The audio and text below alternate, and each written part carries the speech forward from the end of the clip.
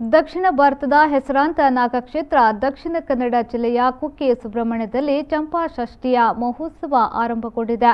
15 ದಿನಗಳ ಕಾಲ ನಡೆಯುವ ಈ ಮಹೋತ್ಸವದಲ್ಲಿ ಕ್ಷೇತ್ರದ ಅಧಿಪತಿಯಾದ ಸುಬ್ರಹ್ಮಣ್ಯ ಸ್ವಾಮಿಗೆ ವಿಶೇಷ ರೀತಿಯ ಸೇವೆಗಳು ನಡೆಯುತ್ತಿದೆ. ಷಷ್ಠಿಯ ದಿನ ದೇವರ ಬ್ರಹ್ಮರಥ ನೆರವೇರುತ್ತಿದ್ದು, ಈ ಬ್ರಹ್ಮರಥ ಕಟ್ಟುವುದರಲ್ಲೂ ಕೊಂಚ ವಿಶೇಷತೆ ಇದೆ.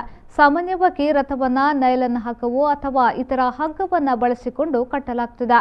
ಆದರೆ ಸುಬ್ರಹ್ಮಣ್ಯದ ಬ್ರಹ್ಮರಥಕ್ಕೆ ಈ ರೀತಿಯ ಹಗ್ಗವನ್ನ ಬಳಸುವಂತಿಲ್ಲ. ಇದಕ್ಕೆ ದಟ್ಟ ಕಾಡಿನಿಂದ ಆರಿಸಿ ತರುವ ಬಿದಿರು ಮತ್ತು ನಾಗರ ಬೆತ್ತವನ್ನೇ ಹಗ್ಗವನ್ನಾಗಿ ಬಳಸಲಾಗ್ತಿದೆ.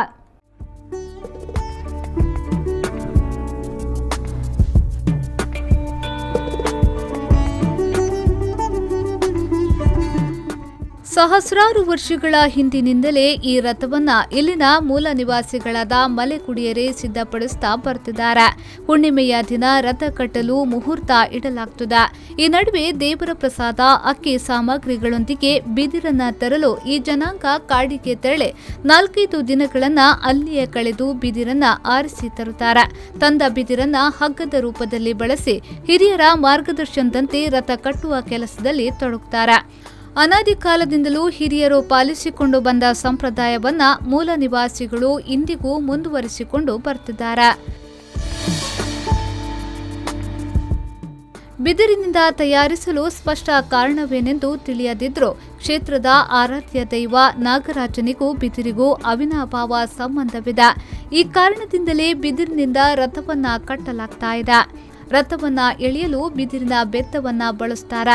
ರಥೋತ್ಸವದ ಬಳಿಕ ಇದೇ ರಥದಲ್ಲಿ ಉಪಯೋಗಿಸುವ ಬಿದಿರಿನ ತುಂಡುಗಳನ್ನ ಭಕ್ತರು ಮನೆಗೆ ಪ್ರಸಾದದಂತೆ ಒಯ್ಯುತ್ತಾರೆ.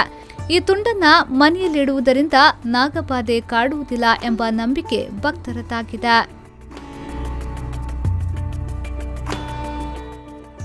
ಹಲವು ಆಧುನಿಕ ದಾರಗಳು ಇಂದು ಮಾರುಕಟ್ಟೆಯಲ್ಲಿದ್ದರೂ ಸುಬ್ರಹ್ಮಣ್ಯದ ರಥ ಮಾತ್ರ ಇಂದಿಗೂ ಬಿದಿರಿನಿಂದಲೇ ಕಟ್ಟಲ್ಪಡುತ್ತಿದೆ.